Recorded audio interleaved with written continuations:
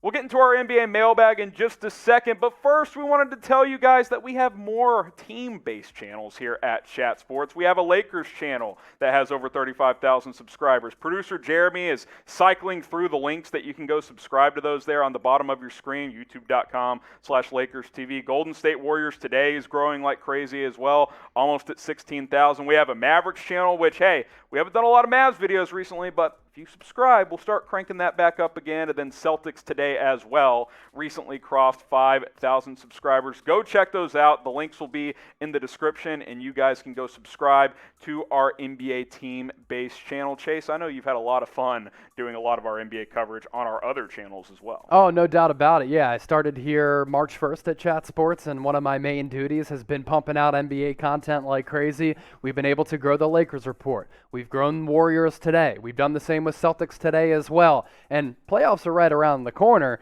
You know we're going to be covering the Dallas Mavericks as well. So subscribe to those channels because it's the best team-specific coverage on YouTube. Jared Stilwell next up here. What are your opinions on the Celtics, and how far do you think they go in the playoffs?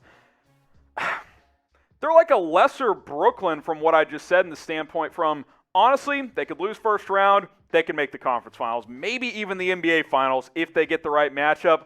That would surprise me based on the inconsistency, but if they can get fully healthy come playoff time, if Kemba's good to go, he's played a little better as of late.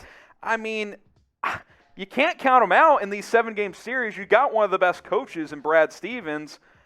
I'll say probably a second-round type of team, but don't be shocked if they go further. Yeah, Jared, I've been on the seesaw, just going back and forth with this. I think the Celtics are just a little bit too inconsistent. Yeah. And I think what we've seen in those inconsistencies, that's just who the Celtics are. It's rare for teams who are like this in the regular season to just put it all together come playoff time. Yeah. I think this year is a little different in that aspect where it could happen, but I wouldn't necessarily bet on it. I'll just say that. What should the Celtics do to shake up this roster this offseason? So a lot of debate about, okay, if they lose early, they've been inconsistent all year. My take, trade Kemba Walker. Try and move him and then bring in someone else in here. Trade Kemba Walker if there's another team that wants to be a suitor. I'm not sure another team would want Kemba because of the knee injuries. So try to trade Kemba Walker. Also, can we bring in a modern-day 5 who can stretch the floor a little bit? Even if it's a guy like Miles Turner, he at least has somewhat of a corner 3 if the Indiana Pacers decide to rebuild. Danny Ainge screwed the pooch when he didn't do the Gordon Hayward sign and trade to Indiana for Miles Turner. They were like, "Hey, we'll give you Turner," and he was like, "No," and then they lost him for nothing. And I like Robert Williams. Good backup, though. He's a good energy backup. They need a legit 5. Yeah.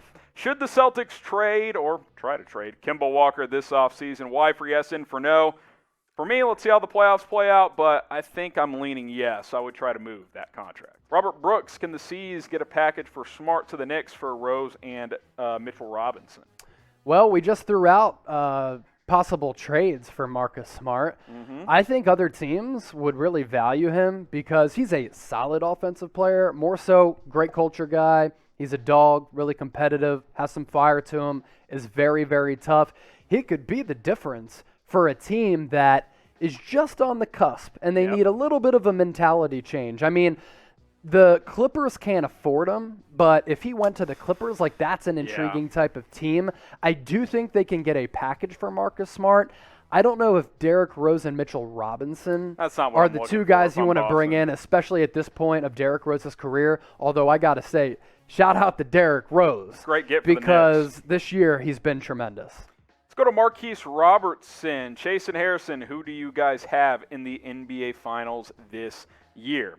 This is such a good question. I mean, in years past, it's been like, like before LeBron left Cleveland, it was like, okay, Warriors, Cavs. But now, I'm just going to, how about, you ready for this? Yes, let's go. I'm just going to throw a dart here.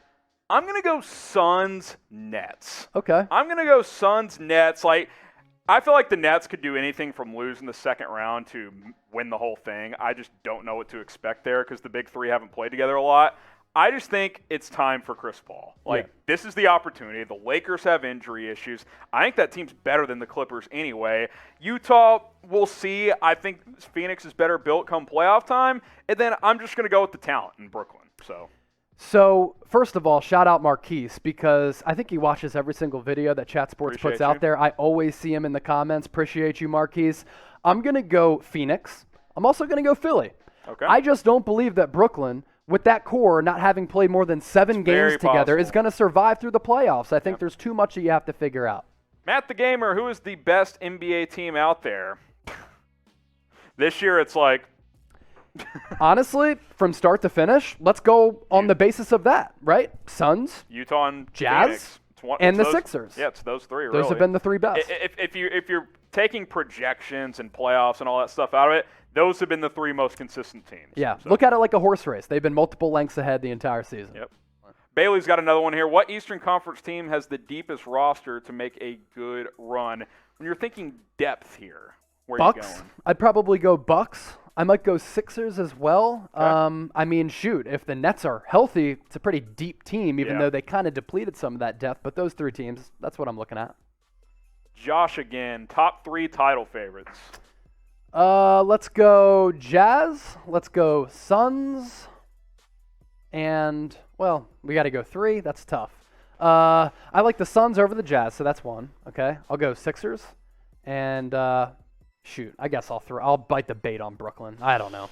Whatever. Lakers are Lakers. Lakers and Nets are wild cards because they have injury problems. Yeah. So I think if they're fully healthy, those are 2 of your 3. The Bucks. Bucks are They hot. finally get it done. It's open. It's open this year, Josh, which makes it a lot more fun than it's been in recent years. Quick reminder here. Follow us on Twitter at HGramNFL. He's at Chase_senior. He's closing in on 4K. I'm trying to get to 2,500 followers on Twitter. Appreciate you guys. If we missed your question, you can follow us right there on Twitter.